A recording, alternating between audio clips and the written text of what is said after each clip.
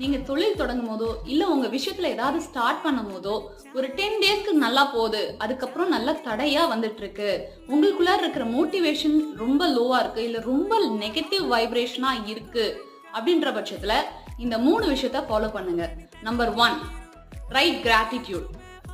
Gratitude எழுதுற பட்சத்துல உங்களுக்குள்ளார இருக்கிற சப்கான்ஷியஸ் மைண்ட் நெகட்டிவ்னஸை வந்து தானா விலக்கி விட்டு உங்களுக்கு வேண்டியதை உங்கள்கிட்ட கொண்டு வரும்.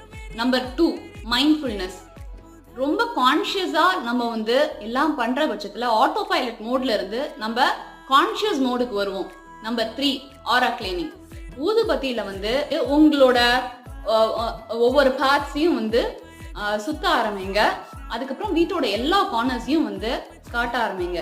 அப்படி காட்டும் போது I am sorry, please forgive me, thank you, I love you இப்படி சொல்லிட்டு பண்ணுங்க.